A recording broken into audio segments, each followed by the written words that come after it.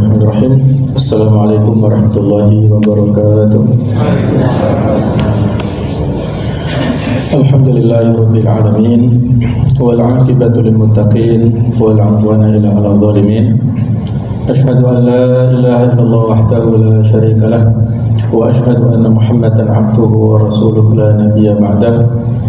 Allahumma shalli wa sallim ala sayyidina wa habibina wa maulana Muhammad wa ala alihi wa ashabihi ajma'in.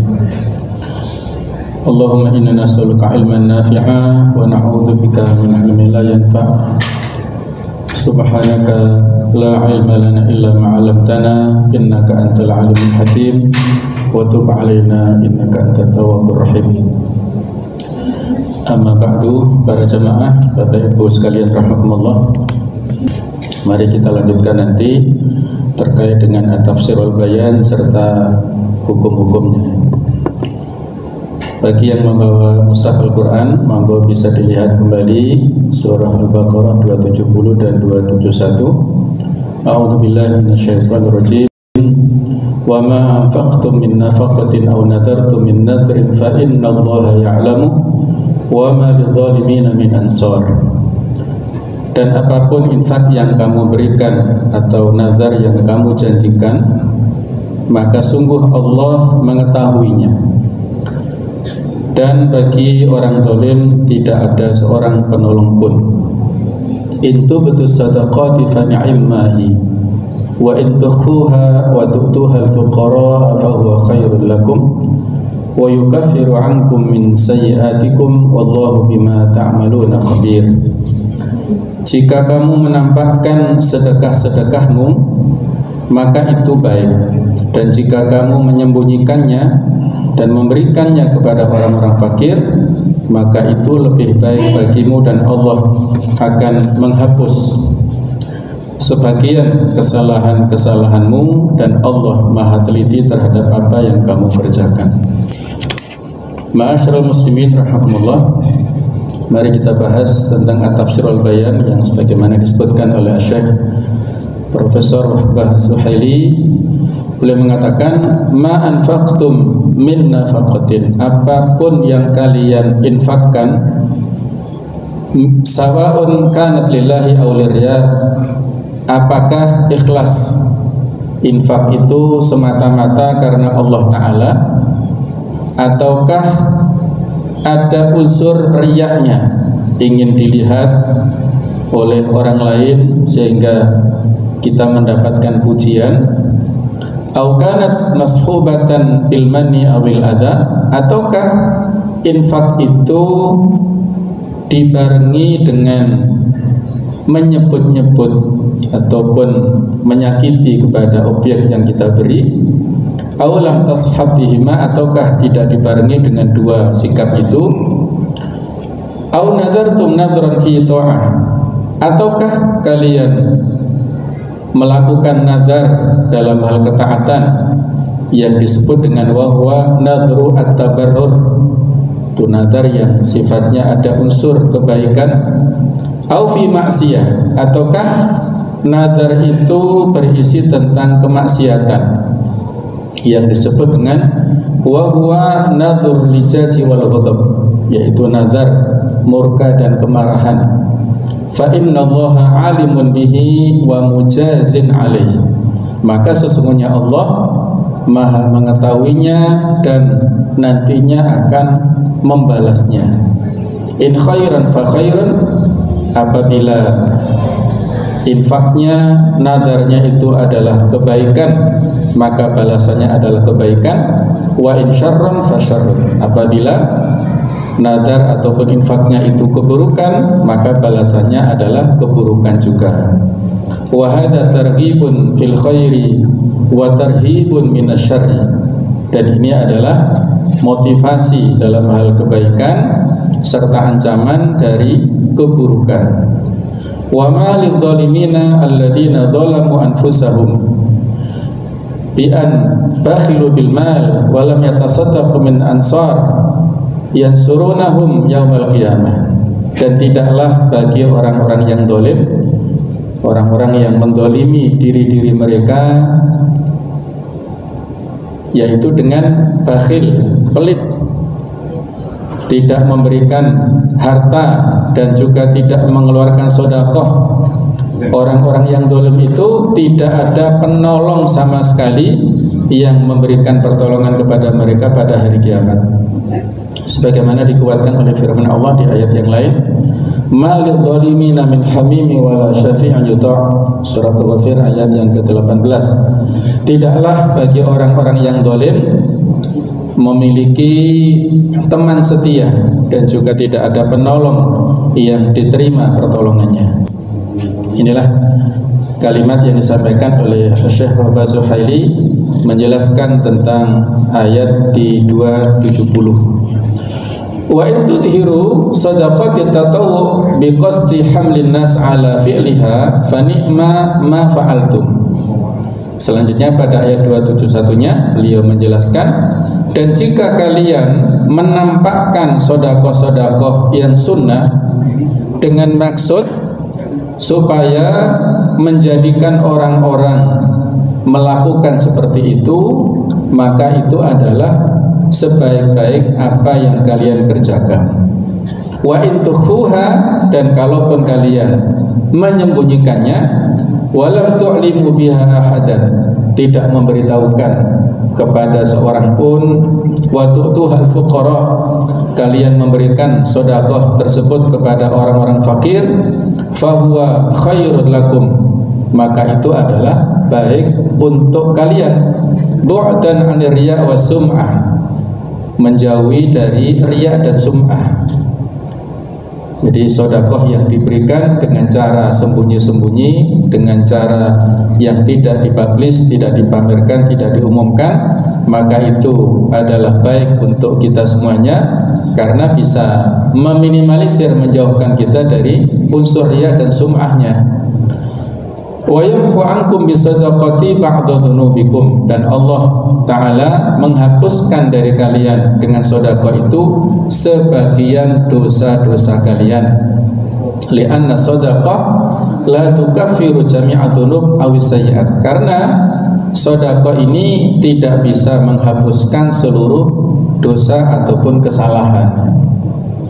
Jadi yang dihapuskan oleh sedekah ini adalah sebagian dosa dan kesalahan, sedangkan yang lainnya tidak bisa dihapuskan, khususnya adalah dosa-dosa besar, kemaksiatan yang berat, maka itu harus dibarengi dengan taubat, istighfar yang sesungguhnya kepada Allah Subhanahu wa taala.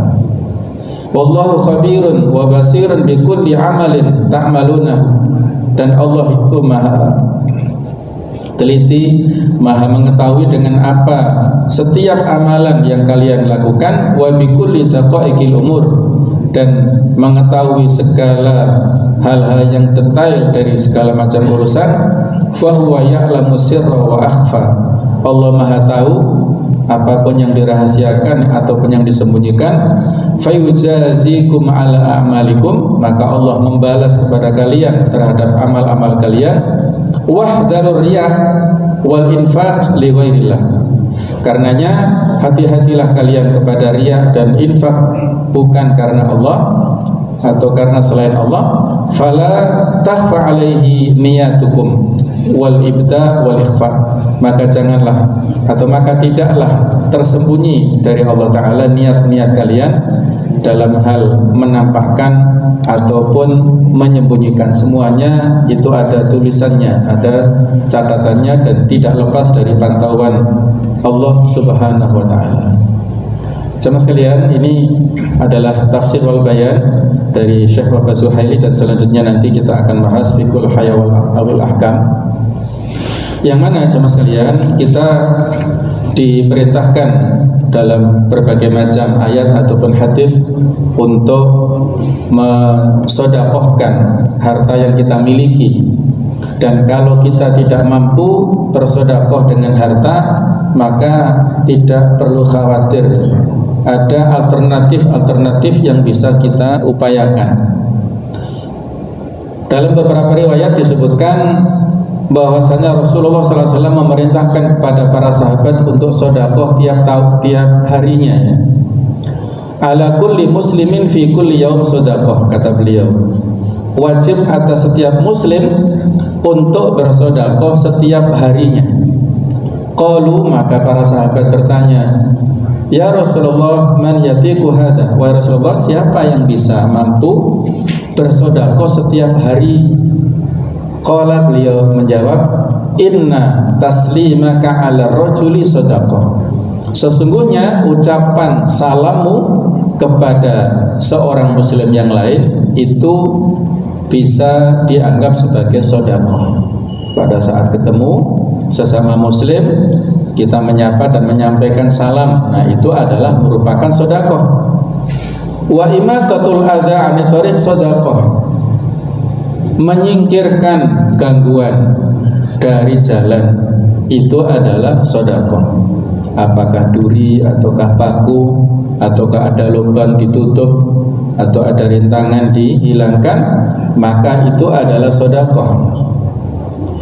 Wa iyadatukal marid sedekah. Menjenguk orang sakit itu adalah sedekah. Mudah-mudahan sekarang ya sudah aman dari pandemi sehingga tidak menularkan sebagaimana yang hari-hari sebelumnya. Jadi menjenguk orang sakit insya Allah sekarang lebih aman ya. Maka itu adalah sedekah.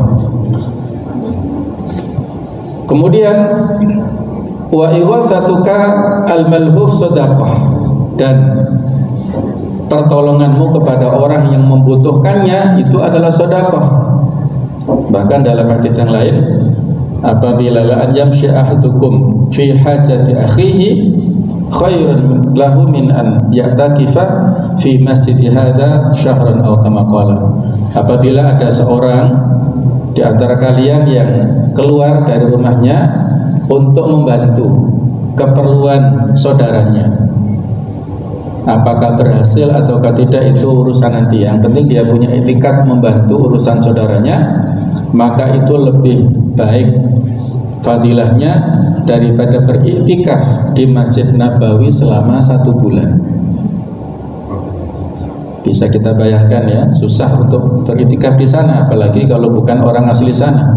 Yang asli sana saja belum tentu bisa ya. Fadilahnya 1 kali sholat senilai dengan 1000 sholat di Masjid Nabawi. Nah kalau iktikaf berarti 1 harinya bisa sekian banyak. Nah ini kali 1 bulan. Ini tidak lebih utama pahalanya daripada berjalan untuk membantu saudara kita. Apakah membelikan sesuatu, apakah membantu untuk keperluan ya, advokasi urusan-urusannya dalam kaitannya untuk meringankan kebutuhannya dan lain sebagainya. Itu banyak sekali. Kemudian wahidayatuka at-thariq sedekah, penunjukkan jalanmu kepada orang lain yang tersesat, kita tuntun, kita tunjukkan baik secara real ya ataupun tersesat dalam bentuk yang abstrak ya, kita berikan hidayah dalam bentuk dakwah ya, dalam bentuk nasihat, maka itu juga sedekah. Wa kullu ma'rufin sedekah. Setiap kebaikan itu juga tercatat sebagai sedekah, sehingga bisa kita lakukan setiap waktu, setiap hari. Hadits ini diriwayatkan oleh Imam Al-Baihaqi dalam kitab Syu'abul Iman. Kemudian yang senada dengan itu adalah riwayat lain, ala kulli muslimin sedekah. Setiap muslim wajib untuk sedekah. Qila ara'aita in lam yajid? Ada sahabat yang bertanya, wahai Rasulullah, bagaimana pendapat Anda kalau dia tidak menemukan yang bisa dia sedekahi? Maka beliau menjawab, qala ya'tamilu biyadaihi. Dia melakukan amalan dengan tangannya, jadi punya kreativitas. Fayantafi'u nafsahu wa yatasaddaq, sehingga dia bisa manfaatkan untuk dirinya dan dia bisa bersedekah dengan kreativitasnya itu. Qala, masih ada yang bertanya, ara'aita illam yastati? Wa Rasulullah, bagaimana kalau dia tidak mampu melakukan kreativitas, membuat produk atau beramal secara pribadi itu dia nggak mampu? Maka beliau menjawab, yu'inu dzal hajatil malhuf. Dia membantu kepada orang yang punya hajat kebutuhan, dia bantu dengan maksimal, maka itu bernilai sedekah. Masih ada yang tanya lagi, qila lahu ara'aita illam yastati, kalau dia tidak mampu bagaimana Rasulullah? Beliau menjawab, ya'muru bil ma'ruf awil khair, dia mengajak kepada kebaikan, hal yang ma'ruf, yang baik. Mengajak di sini sifatnya umum. Kalau mengajak dengan lisan secara verbal langsung offline bisa, tapi sekarang banyak mengajak dengan secara online lewat media sosial. Itu bisa ya, mengajak kebaikan. Ada nasihat kebaikan, share artikel ya, tapi harus dibaca dulu ya, jangan share-share aja ya, dicek dulu kebenarannya.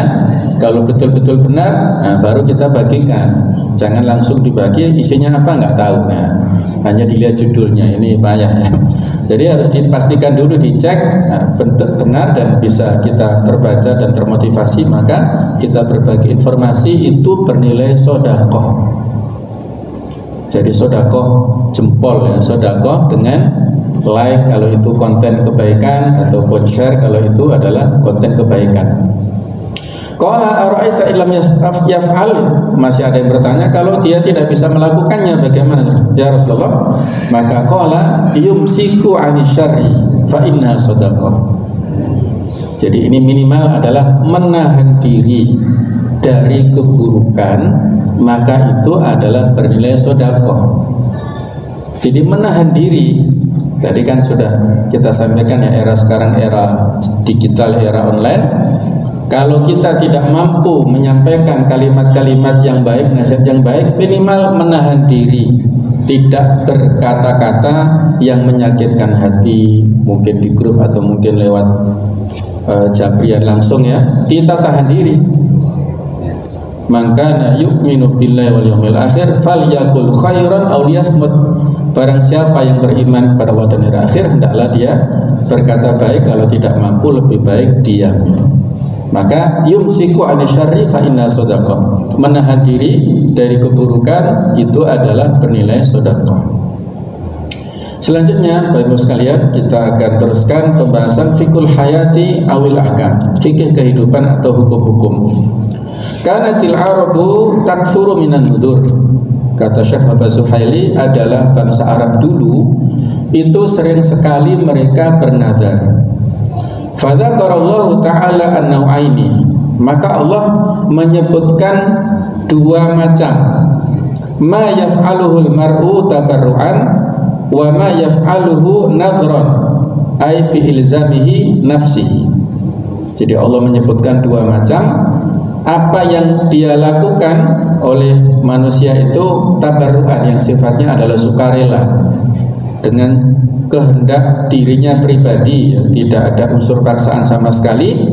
Wa ma yaf'aluhu nadhran, dan apa yang dia lakukan karena berdasarkan nazar, ai bi ilzamihi nafsihi, yaitu dengan dia mengharuskan pada dirinya. Wa yukhbirullahu ta'ala bi annahu alimun bi jami'i ma yaf'aluhu al-amilun minal khairat minan nafaqat wal mandhurat. Dan Allah mengabarkan bahwasanya Allah Maha tahu dengan semua apa yang dilakukan oleh orang-orang yang melaksanakan berupa kebaikan-kebaikan, baik itu nafkah, infak, ataupun itu adalah nazar-nazar. Allah Maha tahu. Wa yujazi kulla wahidin bihasabi fi'lihi, dan Allah membalas setiap orang sesuai dengan perbuatannya. Khairan aw syarran, apakah perbuatan baik ataukah perbuatan buruk. Wa fil ayah ma'nal wa'di wal wa'id, dan di dalam ayat ini mengandung makna janji serta makna ancaman. Faman kana khalisan niyyah yunfiqu fi ta'atillah fahuwa musabun, barang siapa yang memiliki niat yang ikhlas karena Allah Ta'ala saja, dia berinfak karena ketaatan kepada Allah, maka orang ini diberi pahala, diberi balasan yang banyak. Sebaliknya, waman anfaqa riya'an aw qarana sadiqatahu bil manni awil adha wa nahwi dzalik fahuwa dhalim. Dan barang siapa yang menginfakkan hartanya itu karena ada unsur riya, atau dibarengi sodakohnya dengan menyebut atau menyakiti serta yang lainnya, maka orang inilah orang yang zalim, orang yang memperdaya dirinya sendiri, ya. Yadhabu fi'luhu hadran, yang mana perbuatannya sia-sia, tidak ada hasilnya sama sekali. Wala yajidu lahu yaumil qiyamati nasiran fi, dan dia tidak akan mendapatkan pada hari kiamat yang bisa menolongnya, yunqidhuhu min adzabillah wa naqamatihi, yang bisa menyelamatkan dari siksa Allah dan kemurkaan dari Allah Ta'ala. Wala farqa fi masyru'iyati nadri tabarrur baina an yakuna bi syartin aw bi ghairi syartin. Tidak ada perbedaan dalam hal legalitas nazar yang isinya adalah kebaikan, apakah isi nazar itu dengan persyaratan atau tanpa persyaratan. Misalul awal, contoh nazar yang dibarengi dengan persyaratan adalah misalnya an yaqulan nadir, ada orang yang bernazar mengatakan lillahi alayya an asuma au atasaddaqa bikadza, bagi Allah wajib atas saya untuk puasa atau sedekah dengan sekian. Jadi ini adalah dikatakan oleh si orang yang bernazar. Dan contoh yang kedua adalah an yaqula, dia mengatakan in syafallahu maridi falillahi alayya an atasaddaq bikadza. Kalau Allah menyembuhkan pasienku atau mungkin menyembuhkan penyakitku sendiri, ya, maka bagi Allah atas saya untuk bersedekah dengan yang sekian. Jadi masing-masing ini bermakna nazar, mewajibkan pada dirinya, apakah kaitannya dengan nantinya nikmat itu dia dapatkan atau tidak, tapi dia telah menyampaikan nazarnya kepada Allah Ta'ala, maka Allah Maha tahu terhadap itu semua. Waqad ittafaqal ulama ala wujubil wafa'i bi nadri ta'ah. Para ulama sepakat bahwa wajib untuk melaksanakan nazar ketaatan wa hurmati fi'lil maksiyah al-mandhurah, dan haram, ya, tidak boleh melaksanakan nazar yang berisi tentang kemaksiatan. Bidalil ma akhrajahu an-Nasa'i an Imran ibn al-Husain radhiyallahu anhu, dengan dalil sebuah hadis yang diceritakan oleh Imam An-Nasa'i dari sahabat Imran bin Husain radhiyallahu anhu. Beliau mengatakan qala Rasulullah sallallahu alaihi wasallam, Nabi Muhammad sallallahu alaihi wasallam bersabda, an-nadru nadrani, nazar itu ada dua macam. Fama kana min nadrin fi ta'atillahi ta'ala fadzalika lillahi ta'ala wa fihi al-wafa. Maka barang siapa yang dia bernazar itu karena ketaatan kepada Allah, maka itu sampai pahalanya kepada Allah dan dia harus memenuhinya. Jadi misalnya saya harus berpuasa pada bulan ini hari Senin dan Kamis misalnya, ya. Baik itu ada kaitannya dengan sesuatu nikmat atau tidak, itu persoalan berikutnya, ya. Tapi dia mewajibkan dirinya, maka dia berisi tentang ketaatan, wajib untuk melakukannya. Fihil wafa, ya, dia menunaikannya. Wa makana min nadrin fi maksiatillahi ta'ala, dan kalau nazarnya itu berisi bermaksiat kepada Allah, fadzalika lisyaitan, maka itu adalah untuk syaitan. Wala wafa'a fihi, dan tidak boleh menunaikannya. Misalnya saya bernazar akan membuat dia bangkrut usahanya misalnya, ya, karena mungkin ada persoalan pribadi, ya, ada masalah perbedaan pendapat. Nah, kemudian dia mewajibkan dirinya begitu. Nah, berarti ini kan ada unsur kemungkaran, ada unsur kemaksiatan, maka tidak boleh ditunaikan. Wa yukaffiruhu ma kafara al-yamin, dan dia kompensasinya adalah membayar denda dari nazar yang dibatalkan. Dendanya atau kafaratnya sama dengan kafarat sumpah. Nanti bisa dilihat bagaimana ketentuan kafarat sumpah di surat Al-Maidah ayat 89. Fa kafaratuhu it'amu asyarati masakin. Jadi kalau kita bersumpah kemudian kita batalkan, maka kafaratnya adalah memberi makan kepada 10 orang fakir miskin. Min awsati ma tut'imuna ahlikum, dari kualitas makanan yang pertengahan yang biasa kita berikan kepada keluarga. Au kiswatuhum, atau kita beri pakaian kepada mereka, kepada 10 orang fakir miskin itu. Au tahriru raqabah, atau membebaskan budak. Kalau membebaskan budak susah ya, tidak ada sekarang ini. Ya, memberi makan atau memberi pakaian itu pilihan. Kalau tidak mampu kita lakukan itu, maka bisa diganti dengan puasa dengan 3 hari, tidak harus berturut-turut. Puasa 3 hari sebagai ganti dari nazar yang kita batalkan, yang berisi tentang maksiat. Kalaupun nazar yang berbaik tapi kita tidak mampu juga sama, kita tunaikan kafaratnya seperti itu. Berikutnya sama sekalian, wa amma nadrul mubah kal akli war rukubi wal labasi fa yukhayyaru fihi fi ra'i jumhuril fuqaha. Adapun nazar yang berisi tentang hal-hal yang mubah, misalnya makan ataukah menaik kendaraan atau memakai baju tertentu, maka diberikan pilihan kepada orang ini menurut pendapat jumhur atau mayoritas para fuqaha, bainal fi'li wa tarki, apakah dia melaksanakan ataukah meninggalkan. Li khabari Abi Dawud, berdasarkan hadis riwayat dari Abu Dawud, la nadhara illa fi ma ibtawa bihi wajhallahi ta'ala, tidak ada nazar kecuali dalam hal yang bertujuan untuk mencari ridha Allah Subhanahu wa taala. Wa amal mar'ah allati nadarat an tadriba at-tuffa yauma qudumi Nabi sallallahu alaihi wasallam wa qaul Rasul laha, adapun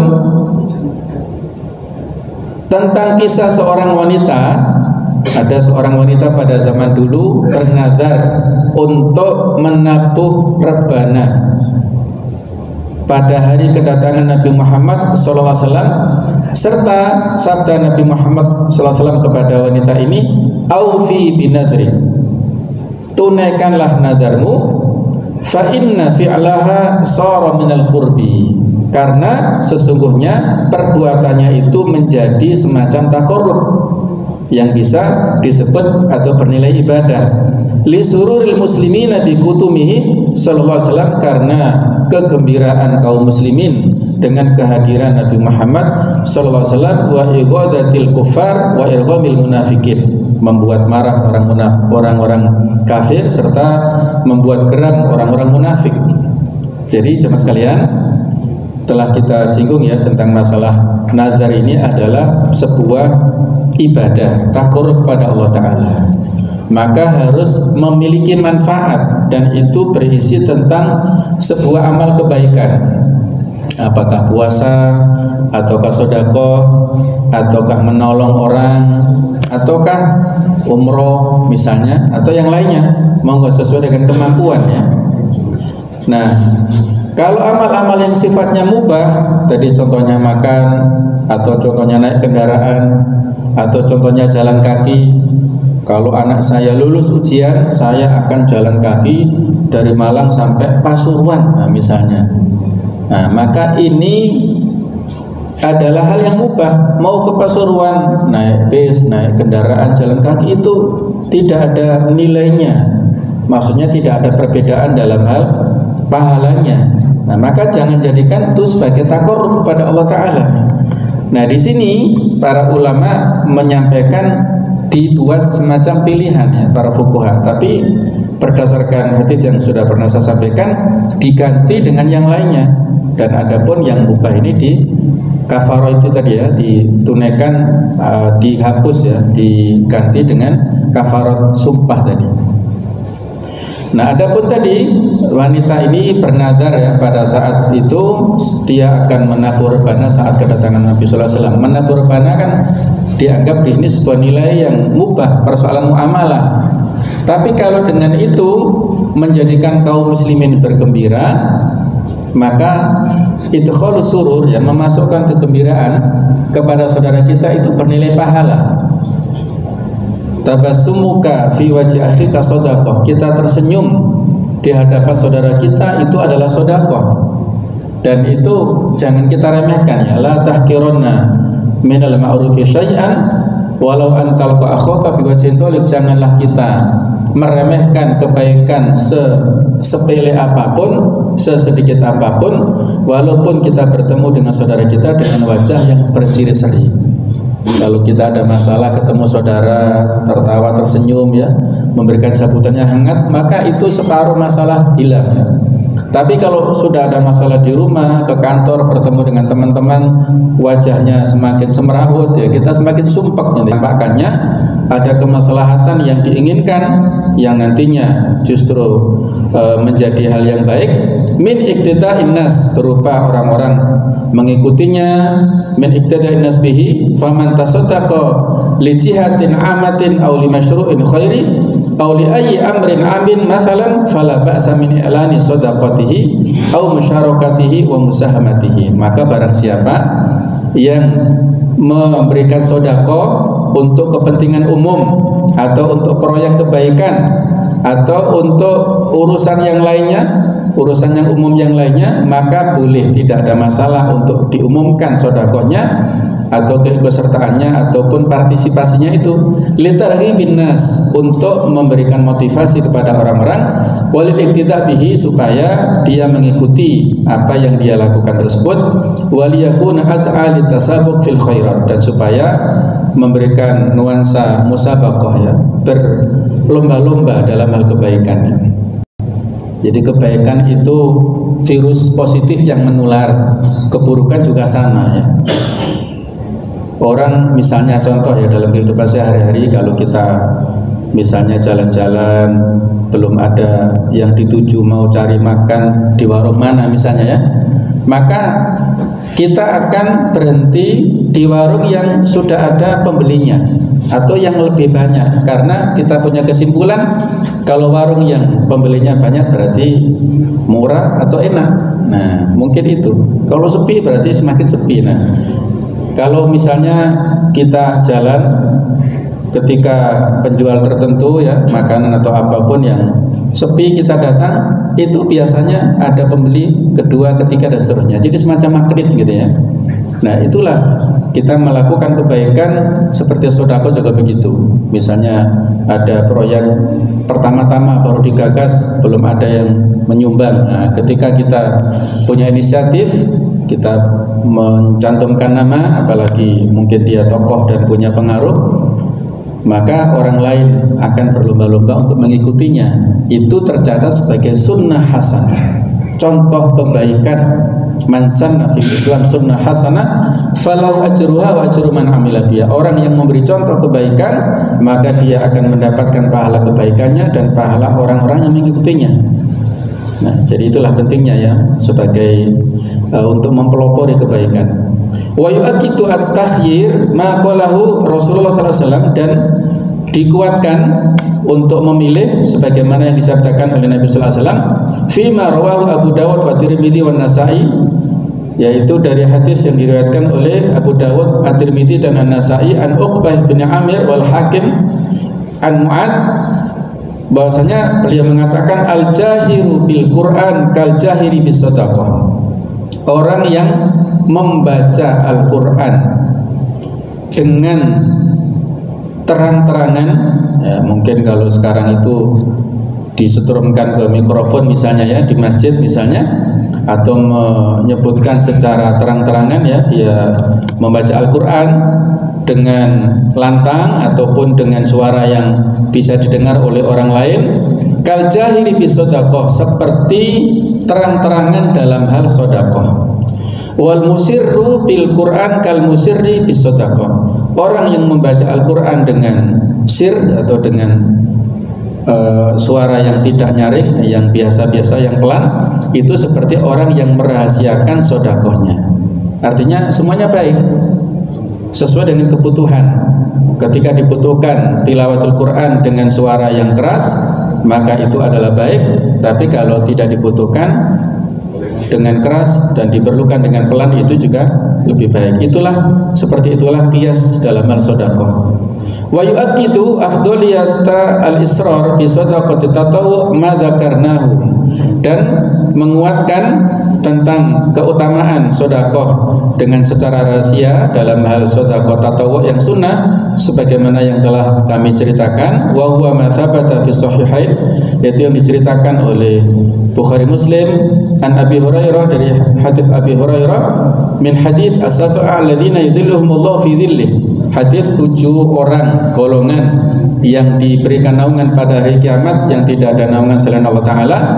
Wa minhum, nah di antara 7 golongan yang mendapatkan naungan pada hari kiamat adalah wa rajulun tasaddaqa bi shadaqah, seseorang yang menunaikan sedekah fa akhfaha, dia sembunyikan sedekah hatta la ta'lama shimaluhu ma tunfiqu yamini, atau ma tunfiqu yaminuhu, dia mensedekahkan dengan tangan kanannya, tangan kirinya sampai tidak tahu saking rahasianya.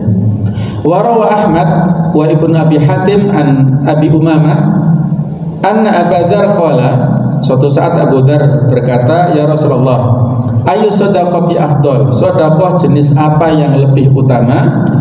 Beliau menjawab, qala shadaqatu sirrin ila fakir, sedekah yang rahasia diberikan kepada seorang yang fakir, yang miskin. Au jahdun min muqil, ataupun ya kesembuhan, ataupun ini ya seorang yang merasakan kesempitan dari orang yang tidak punya rezeki, jadi dia menyembunyikan ya kefakirannya, dia tidak menyampaikan kepada orang lain, ya dia tahan dan dia adukan kepada Allah Ta'ala. Summa qara'al ayat, kemudian Nabi SAW membacakan ayat ini, itu betul sedekah dan seterusnya, ayat 271 ini ya.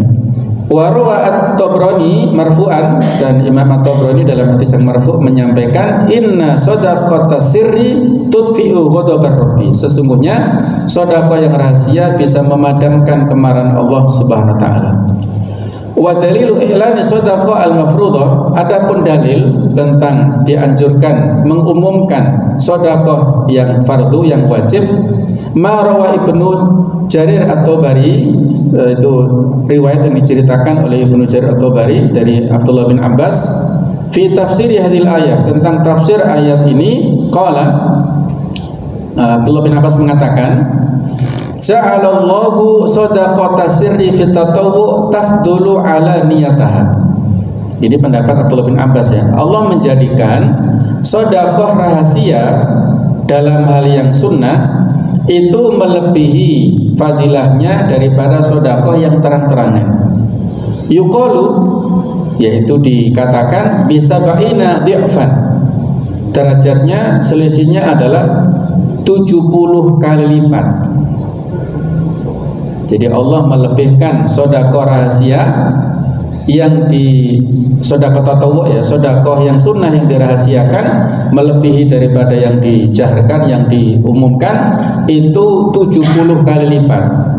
Wa ja'ala shadaqatal fariidhah ala niyataha afdal min sirriha, dan Allah menjadikan sedekah yang wajib yaitu zakat, menyampaikan pengumuman sedekah atau zakat yang wajib ini lebih utama daripada menyembunyikannya. Yuqalu, diceritakan berapa selisihnya, bi khamsatin wa ishrina dhifan, yaitu 25 kali lipat. Nah, jadi inilah pendapat dari Abdullah bin Abbas ya, Allah a'lam bishawab, bagaimana kebenarannya. Apakah beliau menyampaikan itu ada hadis yang marfu yang mendasari, Allah alam, tapi ini adalah perkataan sahabat ya, yang apabila mengatakan sesuatu yang sifatnya ghaib itu tidak semata-mata dari hawa nafsunya ya. Kemungkinan beliau pernah mendengar dari Nabi, tapi tidak disebutkan secara tekstual. Jadi menurut Abdullah bin Abbas, bahwasanya sedekah yang sifatnya itu sunnah lebih utama dirahasiakan, fadilahnya 70 kali lipat daripada diumumkan. Adapun zakat yang wajib lebih utama diumumkan daripada dirahasiakan, fadilahnya itu adalah 25 kali lipat. Wa amma shadaqah al-wajibah az-zakah, adapun sedekah yang wajib berupa zakat, fa aktsarul ulama ala anna idharaha afdal min israriha, maka sebagian besar ulama mengatakan bahwasanya menampakkan sedekah atau zakat yang wajib itu lebih utama daripada merahasiakan. Li'annal faraidha la yadkhuluha riya, karena yang wajib-wajib ini itu tidak dimasuki oleh riya. Potensi riyanya itu lebih minim ya. Artinya kalau sama-sama wajibnya tendensi kepentingan pribadi itu lebih minim. Semuanya sama-sama melaksanakan. Wan nawafil 'aradatun lidzalik. Adapun amal-amal yang sunnah potensi riyanya itu lebih terbuka. Akhraja Muslim fi sahihihi an Nabi sallallahu alaihi wasallam. Dalilnya adalah sebagaimana hadis riwayat Muslim di dalam kitab sahih beliau dari Nabi sallallahu alaihi wasallam. An Nabi sallallahu alaihi wasallam annahu qala afdalu sholatil mar'i fi baitihi ilal maktubah. Salat yang paling utama yang dilakukan oleh seorang itu adalah di rumahnya, kecuali yang wajib. Nah, ini hadis sahih riwayat Muslim dan juga para ulama yang lain meredaksikan hadis seperti ini. Afdalu sholatil mar'i fi baiti, seutama-utama salat seseorang itu adalah di rumahnya, kecuali yang wajib. Maka dalam hadis yang lain dikatakan zayyinu buyutakum bitilawatil Qur'an, hiasilah rumah kalian dengan membaca Al-Qur'an. Wala taj'aluha akal maqabir, jangan jadikan rumah itu seperti kuburan yang sepi, yang tidak ditunaikan ibadah dan tidak dibacakan ayat-ayatnya. Jadi kita hidupkan rumah itu seperti masjid, dilaksanakan sholat di situ, sholat sunnah. Sholat sunnah ini umum ya, selainnya 5 waktu, dan juga sholat sunnah rawatib itu juga dianjurkan di rumah. Baru kemudian setelah sholat qobliyah kita datang lagi ke masjid. Kalau belum qomat berarti kita niat sholat tahiyatul masjid. Kalau kita datang ke masjid kemudian kita belum sholat qobliyah, maka tahiyatul masjidnya sudah include dengan niat qobliyahnya, sudah tidak perlu diulangi lagi, sudah include. Jadi tahiyatul masjid itu diperuntukkan bagi orang yang datang ke masjid bukan tujuan untuk sholat.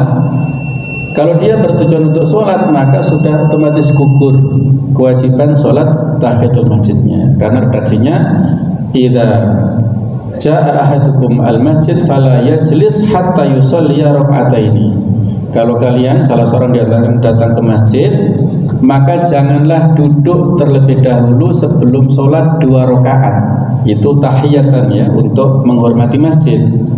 Kalau dia datang ke masjid bukan bertujuan untuk duduk tapi untuk qobliyah, maka otomatis tahiyat masjidnya gugur dengan qobliyah yang dia laksanakan.